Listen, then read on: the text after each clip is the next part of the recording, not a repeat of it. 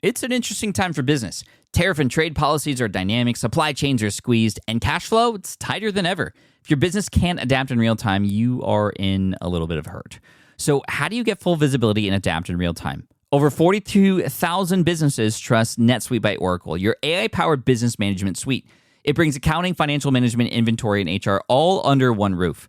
NetSuite is the #1 cloud ERP for a reason. It's your single source of truth, giving you the data and control you need to move quickly. Real-time forecasting helps you move into the future with confidence, and with AI built in, you can automate the busy work and focus on strategy.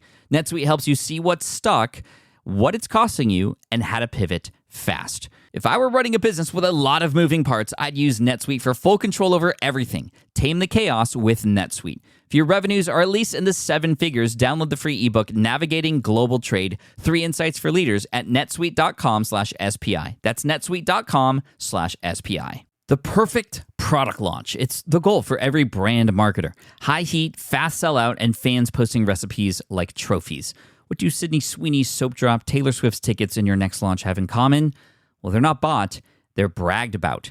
Fanfare turns your drop into a moment. Fanfare cues real fans, blocks bots, and builds launch experiences worth screenshotting. Want hype without the heartbreak?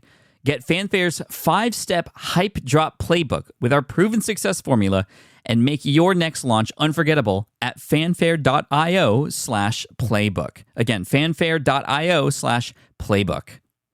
Congrats, your business is doing great. All your hard work is paying off, but you need help like now, and you have to hire fast. How can you hire amazing candidates quickly? Easy. Just use Indeed. When it comes to hiring, Indeed is all you need. Stop struggling to get your job post seen on other job sites. Indeed sponsored jobs help you stand out and hire fast. And with sponsored jobs, your posts jump to the top of the page for your relevant candidates so you can reach people you want faster. And it makes a huge difference. According to Indeed data, sponsored jobs posted directly on Indeed have 45% more applications than non-sponsored jobs. One of the things I love most about Indeed is that it has one of the largest databases of job seekers, giving employers access to a wide range of candidates. And with job alerts, I get notified when new candidates apply. And with Indeed sponsored jobs, there's no monthly subscriptions, no long-term contracts, and you only pay for results. So how fast? Well, in the minute that I've been talking to you, 23 hires were made on Indeed, according to Indeed data worldwide. There's no need to wait any longer. Speed up your hiring right now with Indeed. And listeners of this show will get a $75 sponsored job credit to get your jobs more visibility at Indeed.com/smartpassive. Just go to Indeed.com/smartpassive right now and support our show by saying you heard about Indeed on this podcast. Indeed.com/smartpassive. Terms and conditions apply. Hiring, Indeed, is all you need. Hey, what's up, Team Flynn? We got a great episode today because we are speaking with my COO and CFO, Matt Gartland, who's going to be chatting with us about some of the more important but often overlooked or avoided parts of building a business. Doesn't matter how big or small you are. These are topics that we're trying to make fun and interesting because they're kind of necessary. And I say they're overlooked because they're just not that fun. They're not fun to me. They're not fun to many people. But for whatever reason, they're super fun to Matt. And that's why we're a great and winning combo here at SPI. But we're going to make things tangible, more fun for you. What am I talking about? I'm talking about a lot of the business fundamentals, the things like incorporating your business and business taxes, finances, cash flow, those sorts of things. So this could potentially be a big game-changing episode for people, especially those of you who have been avoiding this, and maybe it's taken 396 episodes for you to finally, say, okay, Pat, I'll listen to something about this. And of course, it's not just me, it's my partner, Matt, who's here to make it fun too. So stick around, because if you don't, you might miss out on some really important stuff that could determine the doom of your business, and we definitely don't want that. So stick around. Here's the intro. Welcome to the Smart Passive Income Podcast, where it's all about working hard now so you can sit back and reap the benefits later. And now your host. He has more ups and downs in a single day than a seesaw, Pat Flynn. Still using a copy-paste website? Break the template trap with Framer. Whether you're overwhelmed by traditional site builders or frustrated with cookie-cutter designs, Framer gives you the freedom to create a site that's professional, polished, and uniquely yours. Framer is the design-first, no-code website builder that lets anyone ship a production-ready site in minutes. It's free to start, allowing you to browse hundreds of pixel-perfect templates or even design something on your own on a totally blank canvas. Add bold animations like appear effects, text effects, parallax scrolling, scroll animations, looping animations, and much more in seconds. The built-in AI handles the heavy lifting, generating starter layouts, and can even translate your entire site to any language. Ready to build a site that looks hand-coded without hiring a developer?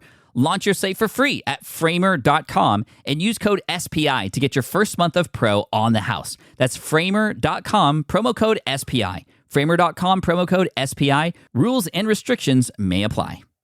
With running your own business, legal questions always come with the territory. Like, can I use this contract or agreement? What do I do if a client doesn't pay? Am I even structured the right way for taxes? Instead of Googling your way through legal landmines, imagine having a law firm ready to address your business's legal needs without the sticker shock. That's what you get with Legal Shield's small business plans.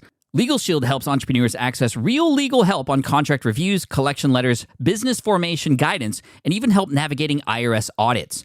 Members can schedule consultations, upload documents through the app, and get support from a provider law firm that knows small business laws in your state. Plus, consultations on taxes or trademarks help you stay ahead of potential problems. And if a client is late on a payment, Legal Shield steps in with professional collection letters so you can protect your hard-earned revenue, all for a fraction of the price of hiring a lawyer on your own. Go to LegalShield.com/SPI or call 833-570-9980 to learn more and get big business legal support without a big business budget. That's LegalShield.com/SPI. What's up, everybody? Welcome to session 396 of the Smart Passive Income Podcast. My name is Pat Flynn, here to help you make more money, save more time, and help more people too. And to help us today, we have my COO, Chief Operating Officer and Chief Financial Officer here at SPI, Matt Gartland, to give us the lowdown on some of the basics and fundamentals that are often overlooked in business. So without further ado, here we go, Matt Gartland. Hey, Matt, welcome back to the Smart Passive Income Podcast. Thanks for being here, man. Yeah, my pleasure. Thanks for having me back. Excited to chat again. Last time we chatted about the future of podcasts, and we're already starting to see some of that stuff come into play. I was at Podcast Movement recently, and just giant companies like Google, iHeartRadio, Spotify, all representing the podcasting space there, which is really cool. And just it continues to roll. So that's exciting. But what also is exciting, and I'll have you announce this because you were largely a part of this decision and have been working hard on this. Everybody listening to this, when it comes out, will have something to look forward to at the end of this month. What is that? Very exciting news is that the next generation smartpassiveincome.com website is here or is coming very, very soon. And very excited for the whole world to see it. And what can people look forward to seeing when they get there? Like, how is it going to be different? Why have we made a change? I would even say it's more than a change. It's a really exciting new vision, not only for the direction of the brand, but then how we manifest that brand on the web as a user experience, as is then consistent with our company vision and mission, which is to continue to educate and train world-class entrepreneurs wherever they are in the world.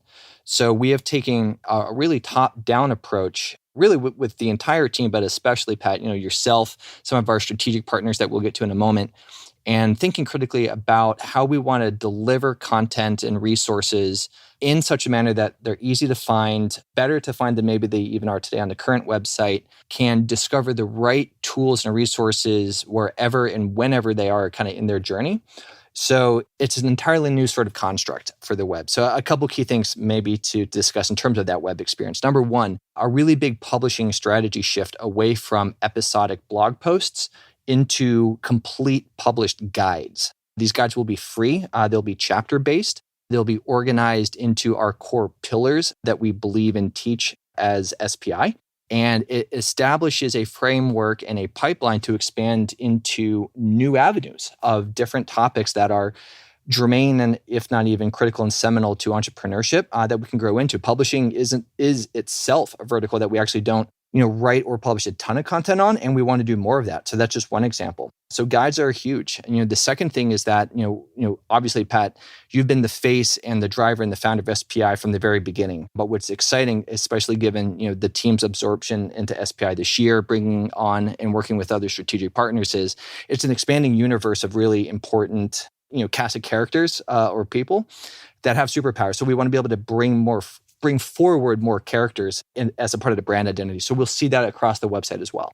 Yeah, and that's really exciting. With the guides, a lot of you who had been following the blog for years might have noticed that mid-year we decided to stop publishing weekly. And that was done for a couple of reasons. Number one, because of the strategic plan and what we're going to do moving forward with these guides, and I'll talk more about that in a sec. But we also just realized that with the podcast, like, people can't wait for the next podcast to come out. And they talk about it, and it gets downloaded over 100,000 times usually every single week, every episode. And that's amazing. And with the blog, we weren't getting that same kind of feeling. And it showed in the numbers. Like, the percentages are just insane. Like, 5% of the people that listen to podcasts are reading the blog post, meaning, 5,000 hits on a blog post that we spend sometimes just as much time on creating. Digging deeper into that, it was like, well, it's because people aren't expecting anything super great every time. It's like these filler posts that I've coined them. But I mean, some of that content was really useful, but it's just people have come to just go, no, it's not like something to look forward to every week, like with the podcast or even the YouTube channel at this point. So we wanted to go, okay, well, what can we publish that would get people excited? And obviously it's stuff related to where you need help, but also stuff that will give you everything you need and is the best quality content on the internet. And so we're stepping up and we're saying, hey, when we publish something, it's going to be worth your while. And that also is great because then that gives us time after it's published between these guides when they come out to actually talk about them, market them, and share success stories behind them, almost like a book. And it's just free and available on the web. So you might have seen some come out earlier this year that are about email marketing was one. We have one about affiliate marketing too. There's the podcasting guide that's been available for a while, and these are being packaged in a way where it's just going to be a lot easier to find them. And then we have a lot more coming in the future, like Matt, the one that we're going to be talking about today and hinting about and actually discussing a bit is about business fundamentals. These are the things that are usually a little bit boring or mundane in a business, but are necessary to talk about. And that's really what your expertise is because you love those things. And you coming on not just this podcast, but to create the guide and be the author of the guide and be the new character in this story that we're telling of business is really exciting. And so what I'm excited about for the audience is to, yes, they know me and they've gotten to know me over the years and I'm still going to be here. Don't worry, I'm not leaving. We're adding more characters who can help you too. So the example that we were discussing when this was all going down was like with the Avengers, right? Like if I were Iron Man, for example, like it's Iron Man and I have my own superpowers, but, Matt is the Hulk and, so-and-so is Black Widow. And, now we'll have this entire Avengers squad who can help you. And if you need help on, this particular topic, you go to that person who has that specific superpower and can help you better and will have better guides and go deeper into them versus me, which if I tried to do all those things myself, I would either get burned out or I just wouldn't be able to serve you and create quality content in the way that a specialized person can. And this also enables us to talk about even other topics that we don't have specialization in because we can hire or find players who have that special superpower. And the example that we always use on the team is like, if we wanted to go down and start talking about real estate or, rentals, we could have somebody come in to the SPI as a leader who owns that vertical and helps create those guides, helps create the email list for that, helps maybe even maybe they might have their own podcast under a SPI network of a branded network of podcasts.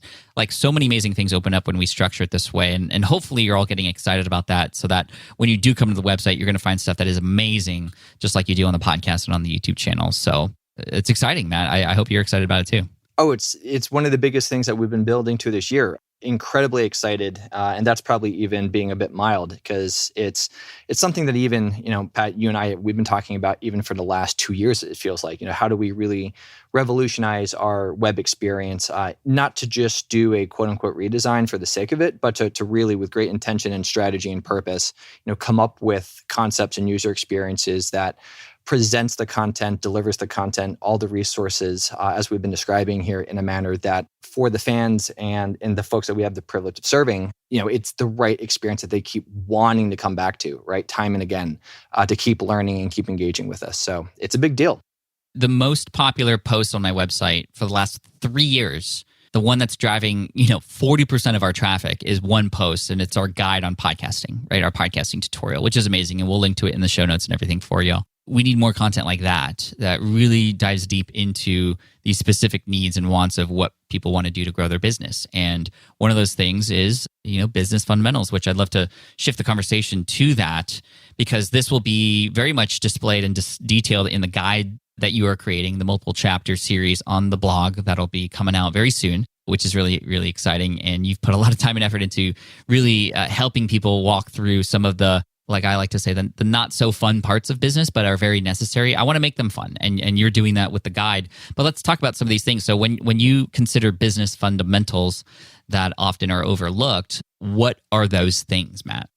Yeah, it starts with, truly the nuts and the bolts of have you thought through with some measure of intention how you're forming your legal entity? Do you even have one? I know that even from my direct experience as well as a number of friends, typically when you strike out on your own, you just sort of start to be a freelancer and generate income to yourself as a person or as a human and may not even have a proper like LLC form. And I know that truly is sort of 101 advice, but some people do get it wrong or they don't think it through in terms of how that starts to ladder into future decision-making for the business. So we'll revisit some of those basics around, is the LLC entity type the right selection for you? Because there are others. Where are you forming your LLC? Which state? The standard decision is probably still, whatever state you live in, but there are some other options that can sometimes have advantages for your company, especially as it may grow and depending on how you want to grow it. That starts to kind of get into some tax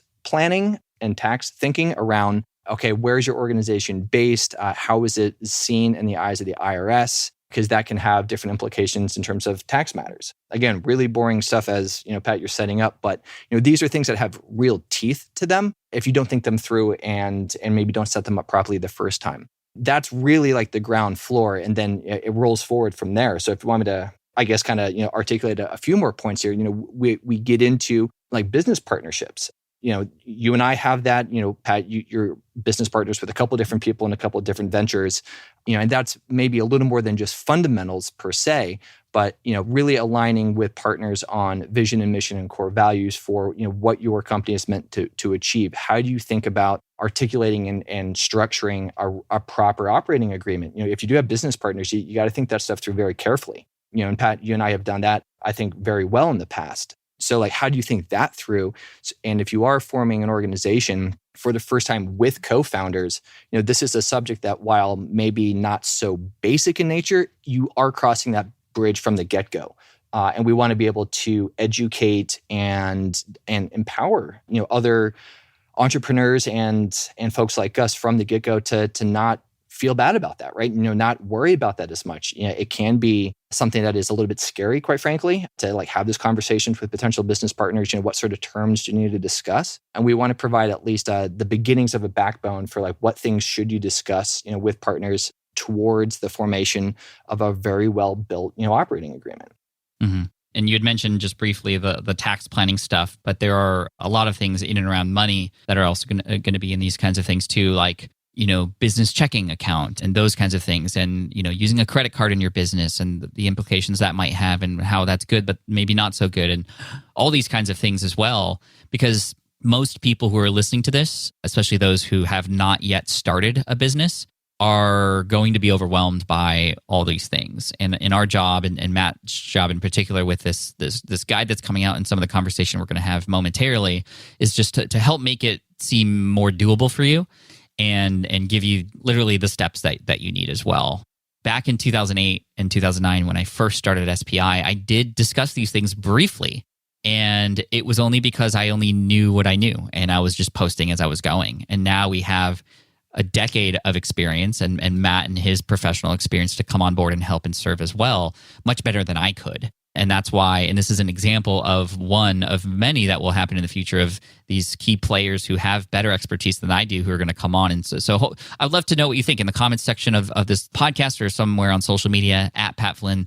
Let me know what you think of the future of SPI, getting these other players involved. I'm still going to be here, trust me, but getting other people with other superpowers who kind of come on and you see them and you get to know them more regularly. And if, let's say, for example, you have a specific business entity sort of question, like you would likely know then to go and find Matt or ask Matt versus, or maybe you come to FlynnCon and you can talk to Matt in person versus, coming to me and then having to me find the answers to find somebody on the team to help you. So you're going to start to see more of that. You had mentioned like publishing. We have published a lot of books, and that's going to be another vertical that we're going to talk a lot about. Caleb and I on the SwitchPod and physical products. I mean, we have a lot of experience. It's just not yet organized in a way where, hey, if you want to do this, here are your people, and we're about to get there. And hopefully that's that's exciting to you. So Matt, let's talk to those people who are just starting out, literally from scratch. And this is the common question I get. I'd love to know your thoughts. And that is, when do I create my business entity? I haven't yet made any money. I have a business idea. I'm in talks with people. I'm reading through Will It Fly, validating my business idea.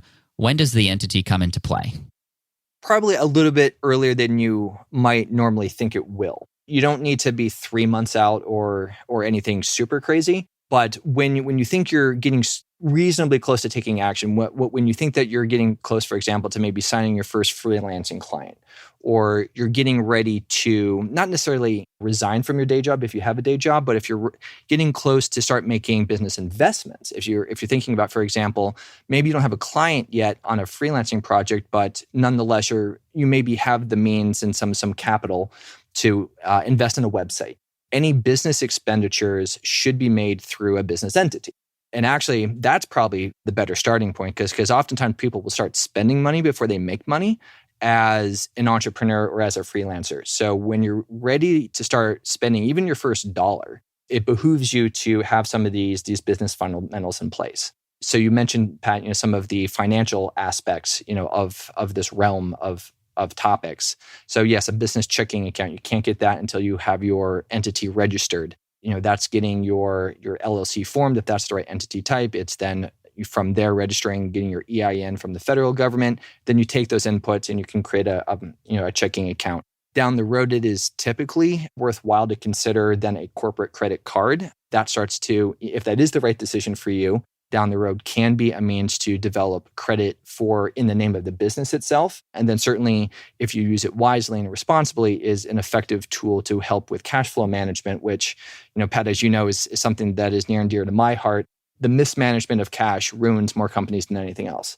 So we won't get into all of the depths of it because it is in and of itself a massively deep topic. Is that going to be featured in the guide? A little bit of, a little bit. How to manage your money in a simple way? A little bit, yeah. We start to lay the foundation, which is why the first guide is really focused on fundamentals, and why I care so much and am excited so much for this first guide, because it's the keystone. It is the first step or two, maybe three, down the road toward a much larger sort of vision around just business leadership. And that's what really excites me, for this entire vertical we're starting to build out now. Really, the term I think that I would superimpose across everything is this idea that at least I've embraced from my college days all the way through my career of servant leadership and how you apply that to business as well as your team. There's even a little bit in this foundations guide that talks about building a team. And that doesn't have to be employees that you would hire onto payroll. It can just be starting to surround yourself with other experts on contract that can help you in one way, shape, or form. But being thoughtful and intentional about team building is an absolute necessity to being successful as an entrepreneur. And starting to develop the right mindsets and the right leadership disciplines and habits early will pay massive dividends down the road. Absolutely. Going back to the starter, would you recommend still getting an entity and doing that stuff while a person just builds a website? Let's say their website is, they don't even know what their business is. They don't even know how they're going to make money, but they know they need to build an audience and they want to start a podcast and have a website to collect leads. And then they're going to use that opportunity to then discover what that target audience may want or what that business could become afterwards. And the reason I bring this up is because that's the way I approached it. And that's because I didn't know. I think if I were to start over, it might be different. But the way that I did it was I had built my following on inthelead.com, which later changed to greenexamacademy.com to help people pass this exam. I was building a little community there, getting a little bit of notoriety in the space, which is great. And then I sold a study guide that I had just put together as a PDF file. And it was all running through my personal, which I know is a little bit scary because the reason why you'd want to form an entity is sort of to protect your personal stuff and to sort of have a barrier in between. In case something were to happen with the business, your personal stuff is sort of, you're okay there. But I wanted to prove that I could make money first before investing money and going full force with an entity and a business. And then what I did for tax purposes was I was able to go back and because I saved all my receipts from everything that I paid personal, and then I was able to sort of pay myself back or sort of reimburse myself or take what I had spent money on and use that in terms of my business tax planning after that. And again, I hired somebody at that point to help me because I don't know that language, and they were helpful in me sort of backtracking. But like, what's the proper way to do this in a way that's not going to scare people? It doesn't have to be scary and shouldn't be. It's the landscape is pretty minimal in terms of, again, sort of actions to take or things to set up. It's the aforementioned inputs. It's the registering with some state to create and form your entity, getting the EIN, getting a bank account set up in the name of that business. Really, those are the primary three. And while certainly opinions will differ, and it's hard to maybe argue that there is a black and white answer to this, I still find that it is advantageous and very worthwhile to set up those things before you might have an understanding of the brand, the outward-facing brand, your complete business model, for a couple key reasons. Number one, relatively and generally speaking, it's inexpensive to set up an organization. You're talking, a couple or a few $100s, $200 to $300, especially if you just kind of do it yourself. And there are DIY tools online. LegalZoom is still, a reputable go-to source, to getting an entity formed rather inexpensively and quickly. Stripe Atlas has an offering, or Stripe's offering is called Atlas, that you can do that. We cover both of those quickly in the Foundations Guide. You could even hire for a little more money a small law firm or legal specialist or business strategist that can help set that up for you. So it's relatively easy, quick, and inexpensive, which then sets up point number two is you don't have to know your brand name. Sometimes people pivot their brand name, and that's okay, and that's easy enough to do. Your underlying business name, that stays the same, and you can put sort of like a new shop face to it, right? That's called a doing business as, or a DBA name. That's really easy to do. That's the marketing aspect, right? So even if you don't fully understand, or you maybe change your mind a little bit later based on feedback and input to a different brand, or maybe you start with a personal brand and you want to change that later to not a personal brand, your underlying business name really doesn't matter. What does matter is that you have those business elements in place. Yeah, that's true. So I'm just thinking timeline here for everybody, and to reinforce that, like for example, Flindustries currently is like the parent company. That was the LLC I formed through LegalZoom back in December 2008, and Smart Passive Income lived in there, as well as Green Exam Academy and all these other things. And since then, things have been finally organized and separated because I do have my hand in a lot of things. SwitchPod is a completely different company. SPI Labs is a company between you and me. That is a different LLC partnership. So these things come on a case-by-case basis, but I wasn't like, my brand could change and Flindustries will remain the same, and that's totally fine. So I think that should help alleviate a little bit of the decision-making sort of anxiety that comes with that. And just, it could be anything really. Beyond that, if a person is just in research phase, they're not spending any money yet, but they're just asking around, they're doing research, they're coming up with ideas, but they're not yet building a website or buying anything. Do you even think it then is important to create a business entity? And the reason I'm asking this is because there is something to be said for saying, you know what, I'm going to start something, and I'm going to invest a little bit of income, and I'm going to put my foot in the ground and say, I am going to do this, and I'm going to make it work. Versus, it would have been very easy for me to have not created anything and not invest any money and never lift a finger and just go, I didn't lose anything anyway. So, and then never get anything done. There's something to be said for putting your money down and making decisions. I agree 100%, if not 1,000. It's important to start to make progressive commitments. You don't have to make gigantic, 5-figure commitments right out of the gate to building a custom website or purchasing a lot of hardware that you think you might need to run and operate your business, right? You don't have to do that. But making, I think, manageable, progressive commitments that are, again, intentional to a degree that you have that foresight, yeah, do it, please. Because that fosters, more than just the commitment, but it is the momentum. It is then the confidence that comes from that momentum. That includes like domain names. And certainly some people can run rampant a little bit just buying up domain names. But as you're doing your research and contemplating your positioning statements for what service you're going to provide, if it is a service, or if you're going to come to market with an information product or even a physical product, and you're doing that R&D and you're getting feedback and you're checking domain names, and a few are candidates. Relatively speaking, domain names are cheap, especially if you're going after like .coms. .coms, even though the most popular, they're still relatively inexpensive. Some of the more kind of niche focused and newer TLD domain names can get a little expensive, like .ios, for example. I think .fms aren't even all that cheap. They're $100 or something. But anyway, yeah, you could start to make some purchases of domains and start kind of developing a little treasure trove of possibilities for yourself.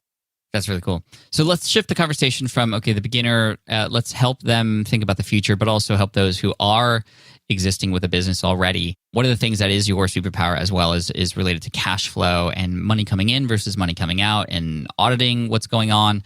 For those existing business owners in the audience right now, and again, this is all going to be a little bit deeper in the guides that are coming out. So I hope that you'll check those out. I hope that you're excited about them.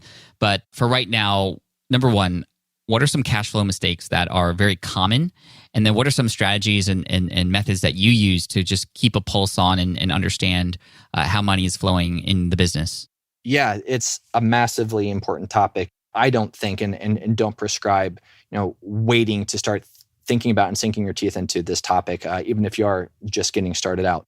It ruins more companies than anything else. Some of the biggest mistakes are simply a lack of organization. Some people don't know that certain charges that they've signed up for are still hitting their credit card or even directly to their bank account. So developing a list of what is called and what I typically refer to as your fixed cost list is maybe a really great starting point. So what are your fixed costs that you spend more or less like clockwork every month? So if you do have a small office or a membership at a co-working facility, that's on your fixed cost list. If you subscribe and have a membership to Slack, for yourself and your team, and those recurring costs. So you start to just build that out. So, for SPI, we have a very dialed in fixed cost, data set, and that we manage very carefully, and we scrutinize. Sometimes, Pat, you like to play with new tech, of course.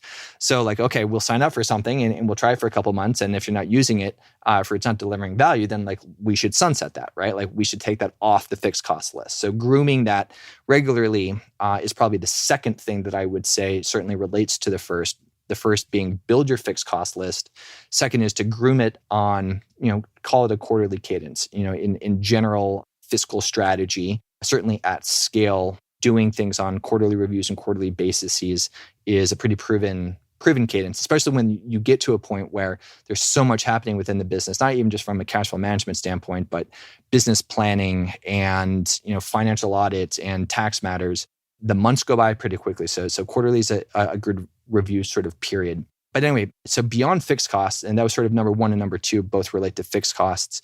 Three is to start developing budgets. And no one likes to hear that term. You can call them budgets. Sometimes we call them internally variable costs because they're things that are more volatile, that they change in a more dramatic manner, up or down on a given month. So for example, in a month where, well, I guess let's use FlynnCon as an example, Pat, right? So especially in the immediate ramp up to FlynnCon, about the 2 months preceding it, our variable costs, which is to say again our budgets for that particular event, went really, really high. They were decently well controlled and managed, especially for, I think, an event in its first year. We were learning a lot on the fly, but nonetheless, those variable costs, kind of spiked in those months. So starting to get an understanding of how, your expenditures are going to fluctuate month to month or even quarter to quarter, and start to kind of put some budgets around that. Travel is typically a big budget item. So when, Pat, you're traveling a lot, or when the whole team is traveling and we're getting together, like we're coming up for our business planning summit here in Columbus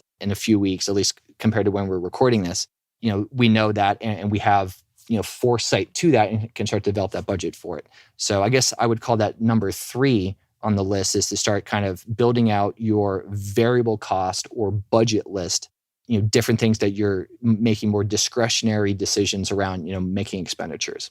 Yeah, I think this is so important. I mean, a part of a big word here that I'm hearing is just planning, right? And planning in the sense of cash flow and what's going in and what's coming out. But mostly, I think, one thing that I love that we do very often, Matt, you and I, we collectively get together and we consider, okay, what are our strategies going to be moving forward that supports this?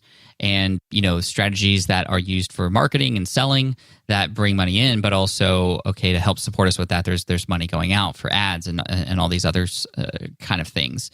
And I think a lot of business owners, especially those who are self-driven, self-entrepreneurs, self-made entrepreneurs who are just starting out, are in the camp of let's just take it sort of week by week even, and just kind of go from there and see what happens. And I think there's a lot of things that can happen when you plan in a more quarterly type fashion. You understand, okay, I'm going to have a launch during this time, and I'm going to hopefully have a goal for that launch. And I think that that's something that we've been doing really well at is the projections and the goals. And we're even getting it fine-tuned down to the point where we understand, okay, like if we're shooting for this number, we know how many, people we would want on a webinar, or how many, registrants we would want to have, those kinds of things. And I think that's where you start to get into some fun planning, because then you can sort of have goals that you can reach. And I think that's one thing that I didn't have until you and the rest of the team came on board. I didn't have like money and projection goals. I just had the goal to just keep going and keep growing. And it's been really neat to have these monetary goals as well as the marketing goals behind them to strive for and to build for, because then it's allowed us to go, okay, in order to get this, we have to find a way to, get more people on the registration page. What are some ideas that we have? And then you can take specific actions from there. And so hopefully you can see that it's kind of working backwards in a sense, with these goals. How are we going to encourage everybody listening to this to start planning ahead and start creating these monetary goals, especially if, they're still in the beginning phases of their business, Matt? Yeah, exactly. And you're starting to get to the other side of the coin, which is great. The first side, as we started talking about fixed costs and budgets and things, speaks to obviously expenditures, cash going out. That all starts to then at some point roll up into a proper operating budget. The other side of that coin is the revenue planning, is in fact, the business planning, things that generate revenue, generate income. And it's tremendously exciting. I'm certainly, grateful, Pat, to hear you say that sort of publicly. It's fun to talk about it privately as well, around getting more sophisticated and strategic and more, just ahead, proactive, so that we're not, scrambling or anything. Because, and I'm sure I've said this probably on a past recording of an episode, that unmanaged growth can kill more companies than anything else. It's sort of the same idea, maybe expressed differently, as compared to cash flow. Mismanagement can scuttle more companies than anything else. They're kind of one and the same, because it all comes down to planning, or I guess the mismanagement of that planning, right? Because even if you're making $3 million or $4 million top line and you're trying to grow to $10 million, man, if you're spending for the $5 million and only making 3 to 4, that can be challenging, especially if you're in a more services business or something. The tech sector is a little bit weird sometimes, especially if they have venture capital where they're almost incentivized to lose money just to get users, but that's a whole different conversation. So yeah, anyway, the planning out the revenue, having goals, especially in our industry, thinking about those marketing strategies that are going to really not only develop that audience, but do them right and nurture them. And Pat, you've always been great at this, and the team continues to excel in this department. And we want to expand with SJ kind of coming on board to the growth team, all these things that are in the works. It's so exciting to be putting these plans in place. Yeah, it's really neat. And so for those of you who've been following my journey for a while, you've heard earlier this year when Matt came on the show to talk about how the team that I had hired for a while to help me, the agency, Matt's agency, I brought them all on board, and we're all under Flindustries right now and helping to serve you, which is really neat. And now we're kind of taking that and moving it to the next phase to find new ways to help you. And these are some examples of that. And I'm excited to feature and introduce many more people on my team, and even the people who aren't even a part of our team yet, who are going to be a part of our team to you in the future. And just I hope you're excited. I mean, we've just scratched the surface on some of these business fundamental things. I'd love to perhaps have you, Matt, point us toward one more particular topic. If you have one in mind that is often overlooked in business, I'd love for you to expand on that a little bit, maybe another little teaser on something that's coming up in the fundamentals guide on SPI. I'm just curious as well, because you've been behind the scenes sort of writing this. So what's one other topic we can kind of dive into a little bit related to what you've been discussing? Probably the thing that actually is more near and dear to my heart than anything, which is strategic business planning.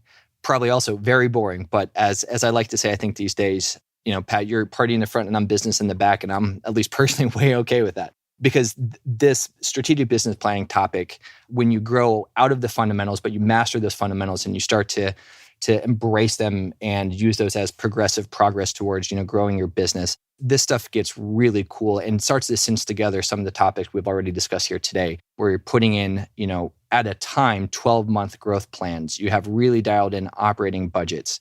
At the topmost level, there's really close alignment with your business partners. All of that gets cinched together with strategic business planning. It's what we're about to do in about a month here in Columbus with the whole team coming together, which is amazing. So I do start to hint at that a little bit in the foundations guide, because it is important to start developing a mindset, toward those leadership skills and points of view.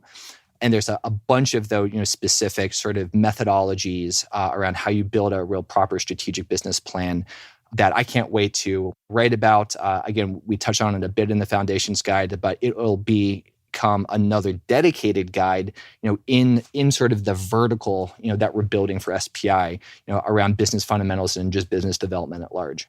That's so great. And, a lot of businesses who've even been around for a while just aren't thinking about their business in that way. Why do you think that just we aren't attuned to business strategy in this kind of way? How did you gain that skill, and sort of why do you think people sort of aren't there yet, even though they should be? Yeah, this actually gets to the heart of me and why I have such heart for this subject, and why it's sort of I found my groove in terms of my superpower and being a leader in this area, because it is so important. And I think that a lot of people, a lot of organizations, even a lot of educational institutions, I think, make it more complicated than it needs to be. So when you think about pursuing an MBA, sometimes, if not still, that'll feel daunting. That'll feel expensive. Oh my gosh, I have to devote 2 years and, tens of thousands of dollars, if not maybe $100,000, if I try to go get like an Ivy League MBA.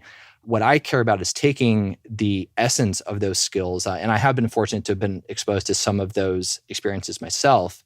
I went through a leadership development program, a very elite leadership development program right out of my undergrad. I've been leading businesses for years. I've sold a couple. I've invested in businesses. So through my education, my direct experience, and then my professional and friend networks, I've been privileged and I'm grateful to have had this skill development. And I want to make this easy for people, because you can distill it, you can make it approachable, you can develop tools and provide tools, downloadable tools, spreadsheets that I'm apparently known for, step-by-step guides, just methods overall. So I care about distilling what are really powerful concepts and strategies, and making them approachable to everybody, because they can be. Entrepreneurs, it's not just about the idea. It's about how you marshal those ideas, through method and through people and through discipline, into life, and then keep those ideas going. And I know that, I can do that, and that we together, with Pat, you and the rest of the team in SPI, we can do that in a way that can really democratize these powers that I think sometimes people feel like they're reserved for some like elite class of like MBA grads, and that's not true. Not true at all. Not true at all. And I'm learning from you as we go too, and I'm excited to share that information to everybody else who's been following along in my journey and is building their own as well. So hope you guys are excited. Let me know what you think on Twitter, Instagram, @PatFlynn. Love to know what you think, and let Matt know what you think as well. And make sure to check us out on the show notes page if you're listening to this in the future, the new website might be up already, and you might even be able to check out that guide. And when that's the case, we'll have the links to everything Matt's talking about and everything we're talking about there too. So Matt, excited to have you back on and again in the future to talk more about this stuff and give people an update on where SPI is. Any other fun things that we could tease that are coming up in the future for everybody to know now? Oh, heavens. Well, always a pleasure to be back, buddy, and other things to tease for everybody else. Along with the new website, it gives us an extensible framework to publish new podcasts. So we're starting with some conceptualization of some new show concepts. More news to come, obviously, on this front.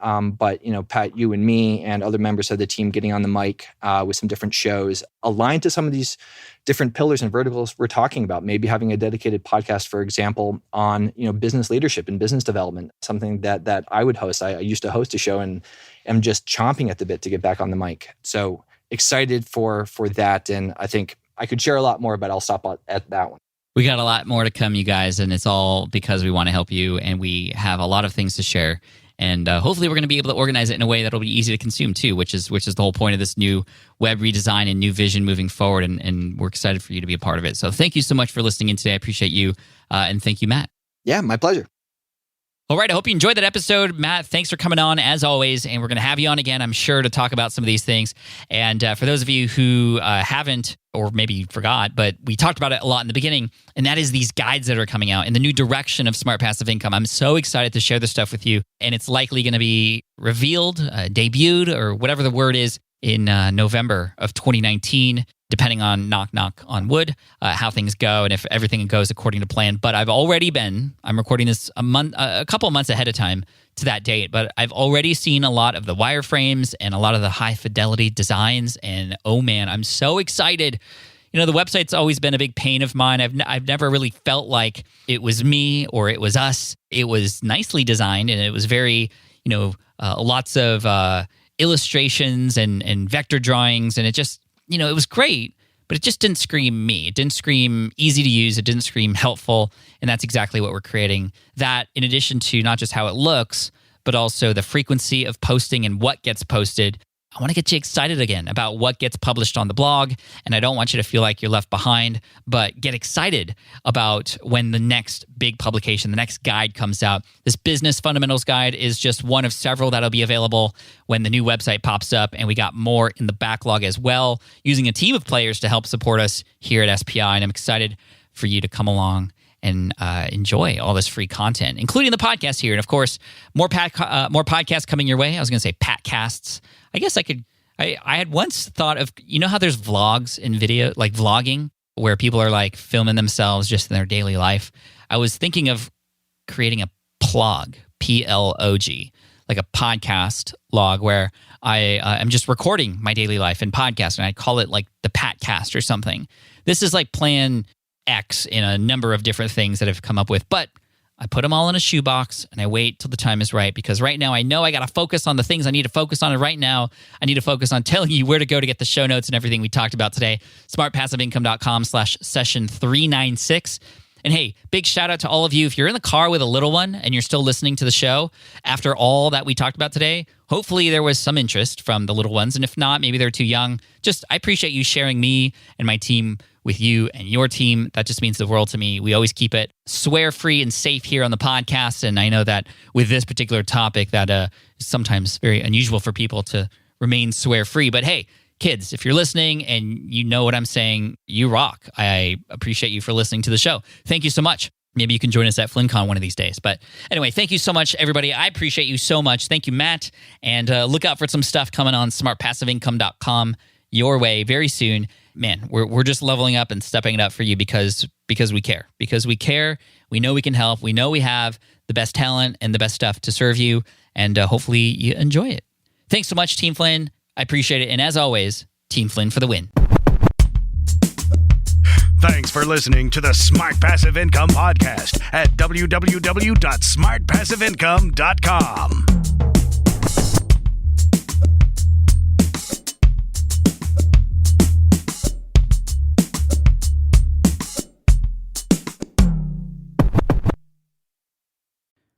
Look, I get it. You want to grow your business, but trying to sell to hundreds or even thousands of people gets very exhausting very fast. But what if you could sell at scale with a simple, powerful quiz? Score App helps you sell to more people without adding more to your plate. You build a quiz or assessment that your audience actually wants to take. Then they answer a few quick questions and get a personalized result right away. It shows them where they're at and what they need to do next and how you can help. And you build huge amounts of trust before you make even a single offer. No hard sell, no chasing leads, just value at scale. Get 50% off the first 3 months using the discount code SPI. All you have to do is just head to scoreapp.com/SPI. Again, that's scoreapp.com/SPI. More people dream about building their own business and being their own boss rather than retiring early. But a majority of them never even take the first steps to register the business. Why? Because starting a business can feel overwhelming. With legal forms, paperwork, finances, it's a lot. And that's where Taylor Brands comes in. Taylor is a complete business builder designed to make launching your business simple and stress-free. You can register your LLC in just minutes, keeping your personal and business assets separate from day one. And from there, you can get access to everything you need to get off the ground, from legal documents, licenses and permits, invoicing and bookkeeping tools, and even a 100-day business coaching program to help you hit the ground running. You'll also get a free personalized business plan, branding tools, and so much more. And of course, our listeners get an exclusive 35% discount to get started. Just head to tailorbrands.com/SPI. That's TAILORBRANDS.com/SPI. Stop dreaming, start building with Tailor Brands.